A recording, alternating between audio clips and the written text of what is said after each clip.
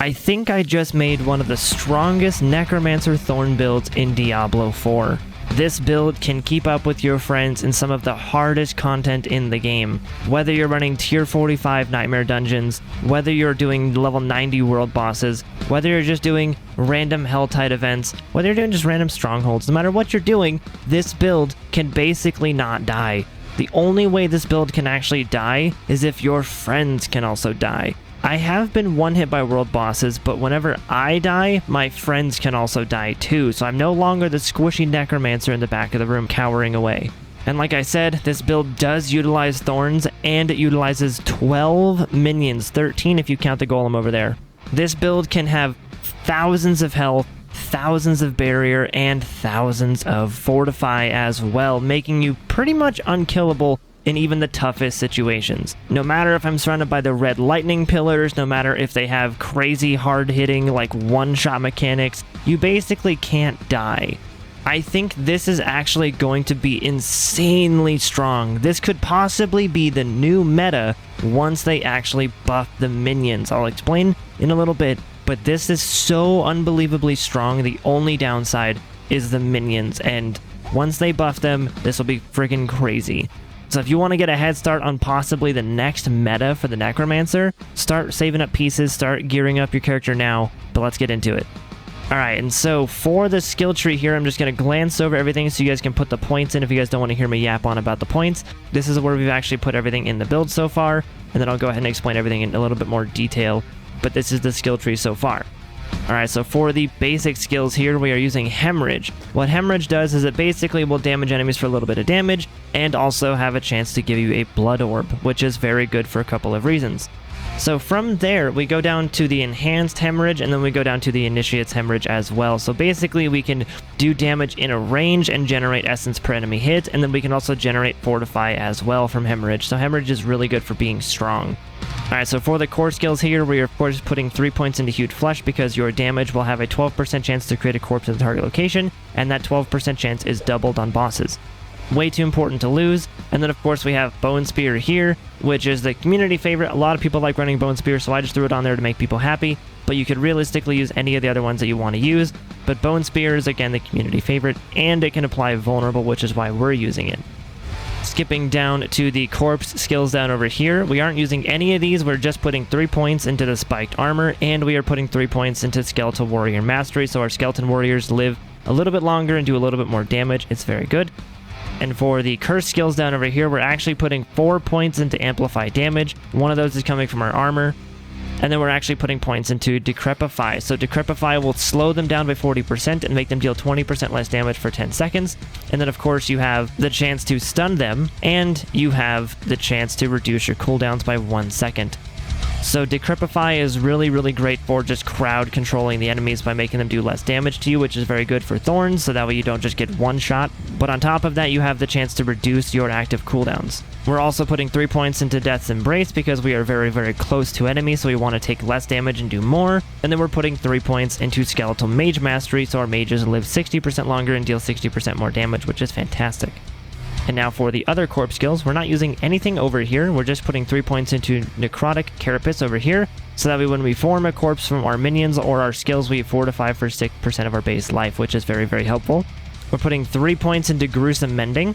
We're putting 3 points into Transfusion, 1 point into Coalesced Blood, and 3 points into Drain Vitality. So this basically will mean that we heal a ton, our minions heal a ton, and then over here we can fortify even more because we're using Hemorrhage.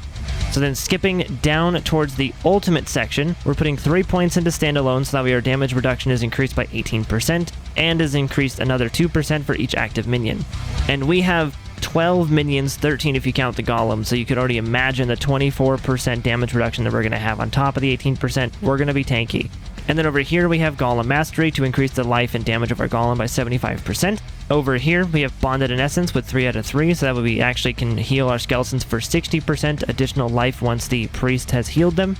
And over here we're going to take Death's Defense, so that way our minions don't lose more than 30% of their max life from a single damage instance, so in this build your skeletons are actually pretty darn tanky, but they can still die because skeletons are still way too weak, they have not enough health, but In this build, I've actually managed to make them really, really tanky to where they don't just get one shot by every single enemy, they just get one shot by the heavy hitting elites. So then for the actual ultimate that we're using Bone Storm here, because what it does is basically we get that 15% damage reduction while using Bone Storm from this one over here, and we can increase our critical chance by 20% whenever Bone Storm is active. So we not only get the damage over time, we get the damage reduction, and we get our crit chance increased as well. It's just fantastic.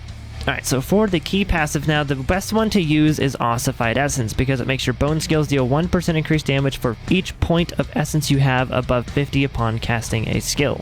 And because we're using Bone Spear, this just kind of works with what we're doing, plus we're using Bone Storm, so it actually kind of works.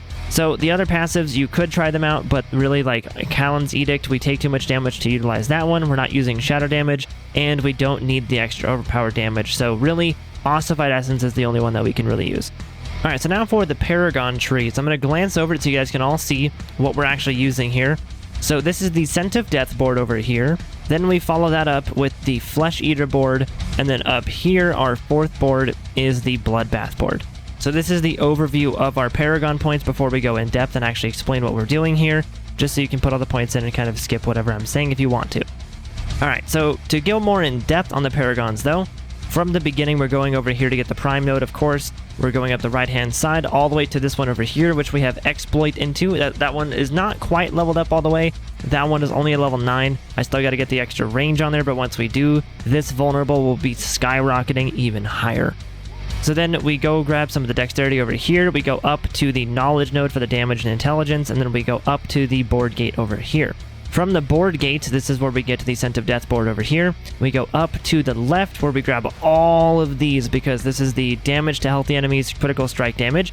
You've got critical strike damage here, you have it here, and then over here you have damage to healthy enemies there, there, and there. This means that you do a crap ton more damage to healthy enemies. It's way too good to ignore for something like what we're doing. Because essentially we're so tanky that we don't need to worry about our health anymore, we just need to do more damage. So from the Ruin node, we're going up into the left again, over to the Deathbringer node for more damage to injured enemies and the extra armor. We have extra armor there, and over here, and then these three nodes are damage to injured enemies over here, all 12.5% each. So then from this point over here, we're going to go down to Scent of Death, which gives us extra damage reduction if we have 2 corpses nearby, which is basically all the time, but if we don't have any corpses nearby, we're going to get 15% damage increase. Then from that node over here, we're going to go up and over to the right, and we're going to pick up the Corrective node, which gives us 30% critical strike damage and 4% healing from our potions. We're not going to grab the extra 2% potion healings over here, those are just not worth it. We're instead just going to grab the 7.5% critical strike damages over here. So then from over here, we go up and to the right, and we get the Preservation node, which is 200 armor and 10 intelligence, and then we grab the armor here, here, and here. And then the Glyph socket right next to that has Amplify at level 15, so we get the extra range, and we have the 40 intelligence stacked on top of this. So we're getting 42% extra damage to injured enemies and 171 extra armor, and then if we have a curse skill active, enemies take 10% increased damage from us and our minions.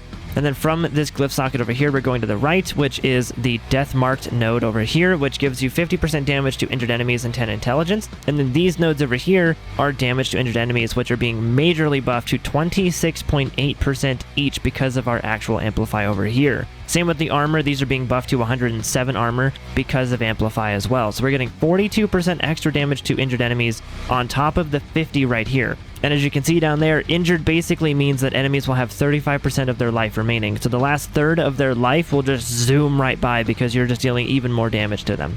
So after the Scent of Death board over here comes the Flesh Eater board. So what we're doing is from the gate attachment over here, we are actually going up over to here, which is again more damage to injured enemies and 15% critical strike damage. And these blue nodes here, here, and over here are all damage to injured enemies, and then this one is 7.5% critical strike damage, and so is this one. So lots of critical strike damage and lots of damage to injured enemies, which is fantastic.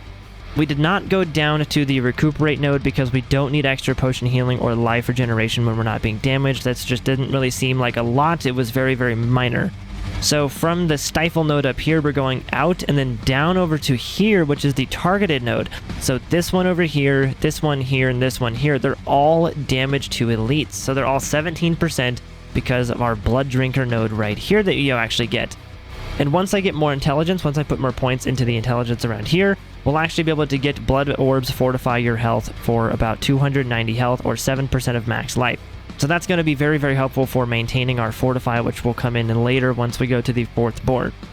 But these nodes all right here are amazing for giving us extra dexterity, which we don't really need the extra dexterity, but it's, you know, we're just kind of getting it because it's around. Mainly just for the damage to elites is what we're getting here. So from the glyph socket over here and from the targeted node, we're actually going up and over to the right, grabbing the poison resistance over here and here. We'll be getting this one over here and these 2 armor nodes as well. And the poison conditioned node over here gives us 24% poison resistance and 100 armor. This whole section, I'm only grabbing it because poison's pretty much the only thing that completely murders us. It will just constantly tick your health down, so we're going to try to stack as much poison resistance as we possibly can, especially for once they fix how the resistances actually work. So from the poison node, we're just going to go up to the board attachment gate and we're going to add the bloodbath node. So this bloodbath board is actually like our end game board. This is going to be the final board that we add. Unless we get any extra points, I might be able to fit an extra board into here to have like 5 or something. But for right now, the bloodbath board is like our end game board that's going to be pushing us even further. So from the beginning of it, we are actually going up and to the right, grabbing the thick hide node. This one gives you 20% damage while fortified and plus 4% max health. And if we grab this node here, and this one up here, we're going to get even more damage while fortified. And then you can grab these 2 over here for 2% max life if you would like to. I might not grab those, but I might just to help make us a little bit more tanky. So from here, instead of splitting off to the right, we also go to the left for this glyph socket over here. This glyph socket, I might actually put this one over here, which is the revenge node for extra bonuses to all of the rare nodes in range. And if we have 25 willpower, our Thorns damage increases all damage an enemy takes from us and our minions by 1% up to 10%. So this revenge node is amazing, and it's probably going to go right here in this glyph socket, and it's going to be buffing up this node over here for hardened. Hardened gives us another 20% damage while fortified and 10 intelligence as well. And the surrounding nodes are 5% damage while fortified as well. So whenever we put the revenge node in there, they're going to be even more damage while fortified. This is going to be huge because we fortify all the time. So we're just going to have like 60 to 80% damage while fortified potentially at the end of all this once I have it all leveled up. And if you really want to be even more tanky, you could also go down to the remedy node over here for healing received as well. This could help you with kind of using a potion and actually getting more health out of it. And so because the glyph socket is right here, once we get it to 15, it'll be stretching out way down over to here. So that's going to help with the willpower once we put the revenge node in here. That's going to be a lot of willpower being gained from this one thing over here. And then same with over here, same with over here. You're going to have a lot of willpower that you can actually gain from this. And so from the glyph socket, we're going to go up to this node over here, which is Powerhouse. So we get 12.5% damage while healthy. Once I get 5 more willpower, this will be 25% damage while healthy. We're not going to care about the overpower damage really at all, but we're going to grab this one here, and this one over here for more damage while healthy as well. And then from that board, we're going to go up and over to here for more fortified generation and damage while fortified. We have another node for guarded advance, which is even more damage while fortified and higher fortified generation. So you can really see the fortify is really helping us do even more damage. So the more fortification we have, the more damage we do. So then from guarded advance, if we have any points left, we can actually just head up to this board attachment gate over here and add our 5th board, but I don't know what our 5th board is going to be just yet because I'm still working on the bloodbath board over here. So that's the Paragon nodes. That's the plan. When I get any more points in this game, I'm just going to be putting them over to here to finish off the damage while fortified. I'm going to reach over to this glyph socket over here and start putting points into the hardened nodes over here. I'm going to go up and over to the powerhouse nodes over here, getting more damage while fortified. And then I'm going to go over to here to get the guarded advance node, so that way we can get even more damage while fortified and better fortified generation. So that's the future plan of everything here. I think I did the math, and from this point right here, or so, I think it was this point right here, I would need like 13 or 14 levels to actually get enough Paragon points to do everything that I want to do in a zone. So that is the Paragon board. That is the work in progress Paragon board that we have so far. We have a crap ton of damage to injured, damage to healthy. We have a crap ton of critical strike damage. It is fantastic. Alright, so now for the Book of the Dead, this is where things get really fun. So the skeletal warriors are actually on the defenders over here. So what they do is they bear a shield with 15% increased life on top of that, and we have the node that lets them inherit 40% of our Thorns damage. And this one is really great because these guys are up front with us, so the more warriors we have, the more Thorns they inherit, the more damage all the bosses and all the enemies take with us. So for the mages here, we actually are using the Shadow Mages with the extra 5th attack because I really couldn't find one that I wanted to use for this.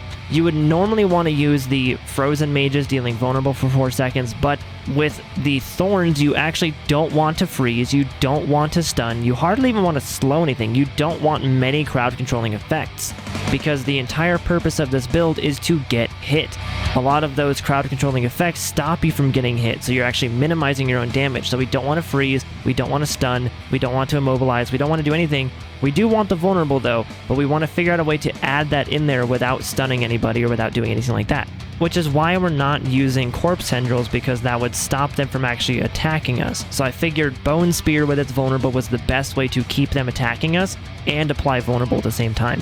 So we don't want to actually use the Shadow Mage's stun ability because that would once again not help us with being hit. And the bone ones literally sacrifice themselves, and so we don't want to use that because the more bodies we have, the more minions we have, the more Thorns we can actually deal. So we don't want to use the bone ones for the sacrificing, anything like that, because that is just not, we want more minions.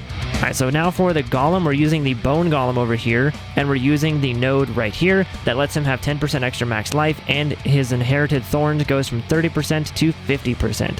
So now for the armor and the weapons and the equipment that we're actually using for this, we have basically perfect gear, or at least somewhat perfect gear, I would say. It's probably got a little bit of fine-tuning that I could do with it, but we have basically perfect gear that we would need for this.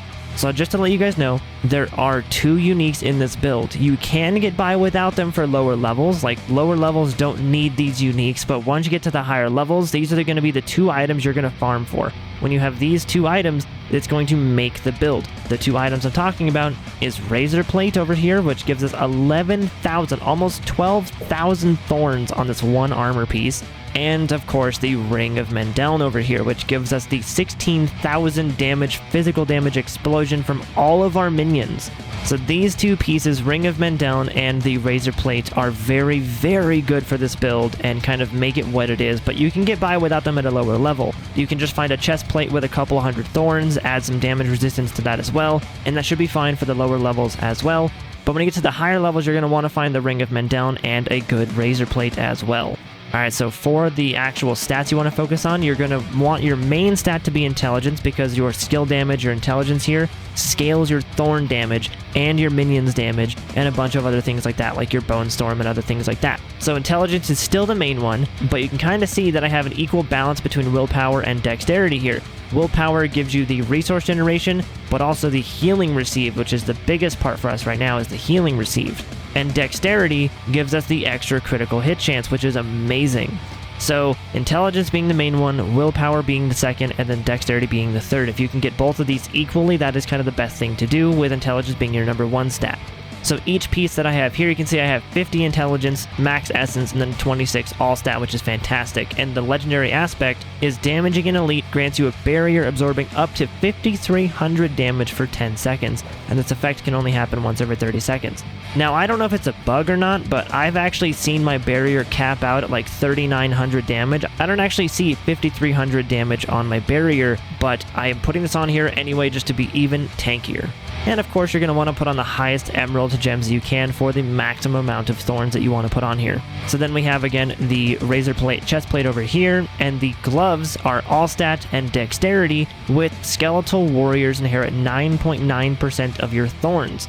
And of course, the legendary aspect says deal 23% increased damage while you have a barrier active, which is pretty much all the time. But if I can find a better one to go over this one, because I've heard this one might actually be bugged, the conceded aspect might actually be bugged and not apply. So if I can find a better one to put on here, or if they end up fixing this one, I'll let you guys know. So for the pants, we're putting on this one over here, which has willpower, plus 3 potion capacity, plus 1,200 thorns, and then plus 27.8% damage reduction from injured enemies. So these pants are basically perfect for the build right here.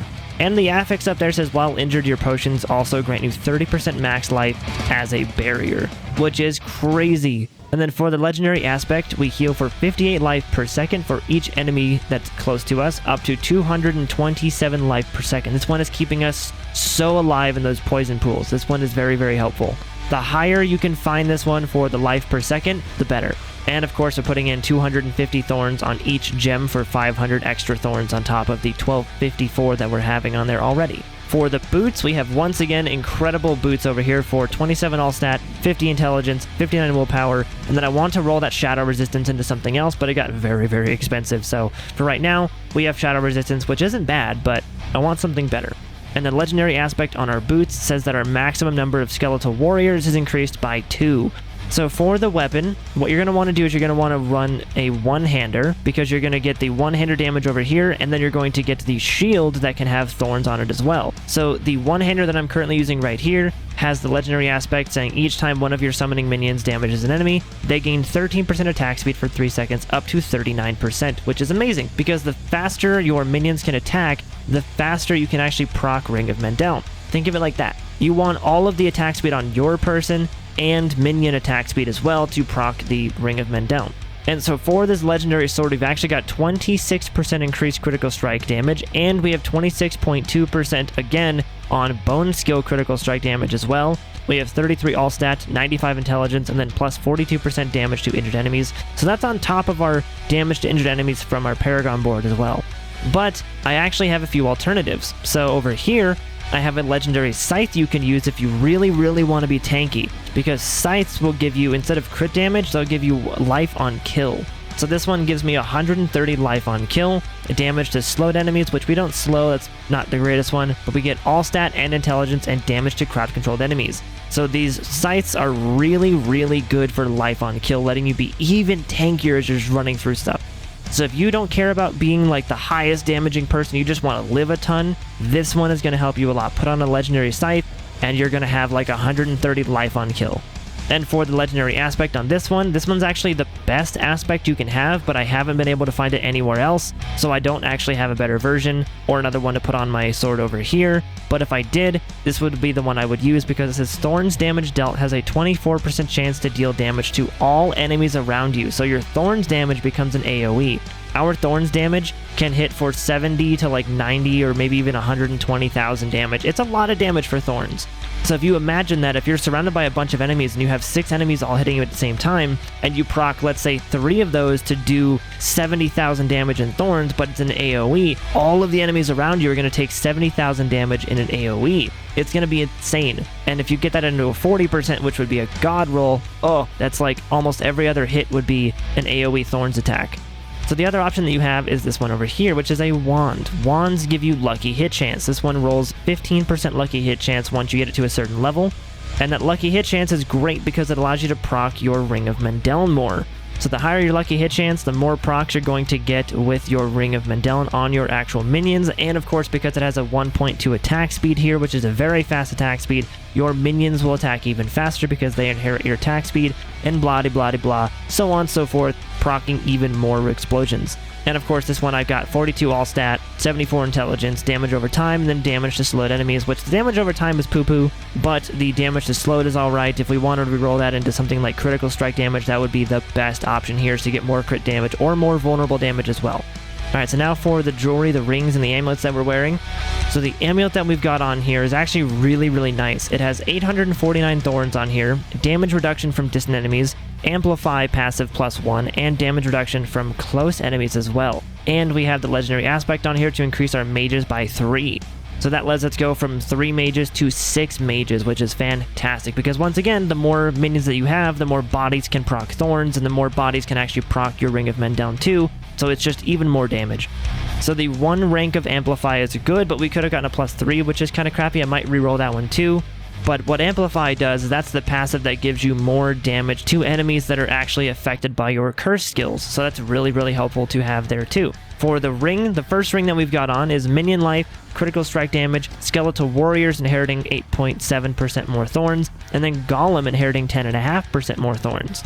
With, of course, the legendary aspect saying Bone Storm consumes up to 8 corpses to increase its duration by up to 8 seconds, which is a max roll. So we have Bone Storm forever. So because Bone Storm already lasts for about 10 seconds, this one makes it last for 18 seconds. And because we get more critical strike damage and more damage reduction, that is amazing to have. And because it says it consumes corpses, I assume if you put points into the Flesh Eater node to get the extra 60% damage after consuming 5 corpses, this one actually might work with that too.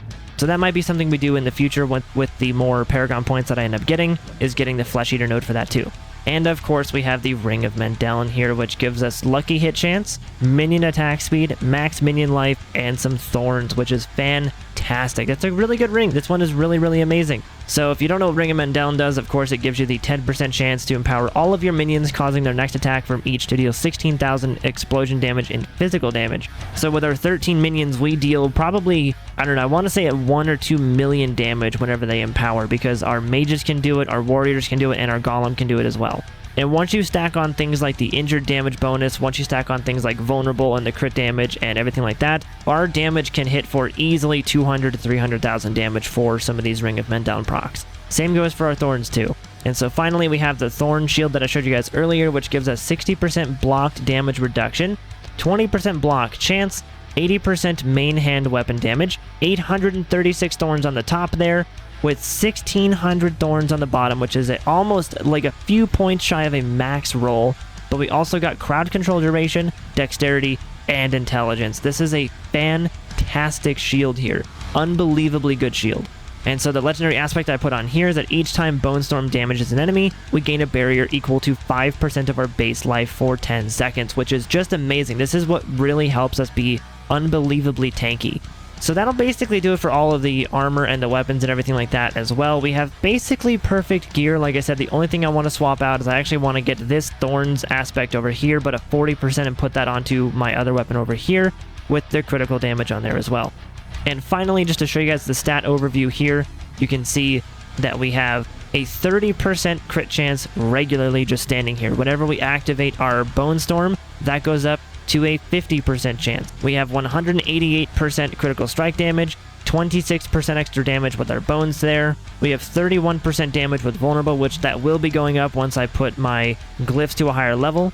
We have 83% extra damage to elites. We also have 87.5% damage towards healthy enemies and 347% damage to injured enemies. So whenever those enemies go to the last third of their life, they just burn. And then right here we have 25% damage while fortified. This will be skyrocketing soon. This will be going to like 75 or maybe 90% sometime soon. And you can see we have 19,753 thorns. So this includes every single attack from the lightning pillars, all of the lightning orbs. This includes all of the ground attacks. This includes everything besides the damage over time things that this can actually proc from. So no poison pools, no shadow pools, no nothing like that. Those won't proc it, but any sort of direct attack from any enemy will actually proc it. So now for the warrior thorns over here, our skeletal warriors inherit 28% of our thorns, and so that actually equates to about 11,573 thorns that they inherit from us. So every time our warriors up front with us, all 6 of them get damaged, that's 11,500 thorns that the enemy is getting hit with minimum. That's not including their critical strike damage, that's not including vulnerable, that's not including injured damage, that's not including any of those things like that. That's 11,500 base. And then below that, we have the golem damage over here. So golems inherit 10.5% more thorns, which brings them to, I think that would be 60% total. So they inherit about 7,900 damage from thorns. So right here you can see that we have 99% extra minion life bonus, and they still die. This is why I said earlier that once you have the extra like health and extra damage from any future patches that they might add for minions, this build is going to skyrocket, because they're already pretty tanky as it is, because the minions will actually inherit our barriers from our armor. So our 5,000 barrier over here and our Bone Storm barrier over here, they will actually inherit that. So whenever we're in Bone Storm and we have all of our barriers, they're actually pretty tanky too. So once they actually end up buffing the minion health and minion damage, this build will skyrocket. So overall, this build is unbelievably strong, not only for the damage that it can do, but how tanky it can actually be. So this, I believe, will be at least one of the metas once we get the buffs to the minions. So start prepping, start getting the gear, get this one set up, start having some fun with it now because it's only going to get better from here. Once they buff the minion health, once they buff the minion damage, or whatever they're going to do, whether they allow you, if they allow you to target stuff with the minions too, which would be amazing. So again, this build, I've seen this build hit upwards of like 330,000 damage per hit from all of my minions and just shreds things. I've seen this build tank unbelievable damage from these like tier 40 enemies and stuff like that, like enemies that are 10, 12, 14, 20 levels higher than me. I don't really die. The only time I die, the only time you actually can die, is when your Bone Storm ends and all your barriers and Fortify goes away. That's about it. But even then, your damage is still good. So for this build, essentially, you're just going to want to keep popping your Decrepify around the area. You're going to want to use the Bone Storm to proc the Vulnerable. You're going to want to activate your Bone Storm, and then you're just going to send your minions in there to do a bunch of damage and watch the Ring of Mendeln proc, watch the Thorns proc. This build is just so fun to run through stuff and just be in the face of the enemy. And it's like every time they hit you, they're hurting themselves more than they're actually hurting you. This is just such a fun build to do. So this is what you've been waiting for. This is your 80 plus endgame world tier 4, tier 40, 45 endgame build for the Necromancer, involving your minions, involving Thorn, involving the Ring of Mendeln, without actually abusing any of the glitches. So that will go ahead and do it for this build video, guys. Thank you so much for watching. If you guys did enjoy this, if this was something that you guys have been wanting for a long time, let me know with a comment down below. Leave a like on the video if you enjoyed. And of course, subscribe if you guys are new. I worked very hard on this build. I'm so super proud of this build. It is so fun. I hope you guys enjoy it, and I'll see you guys later. Thanks for hanging out. Bye, guys.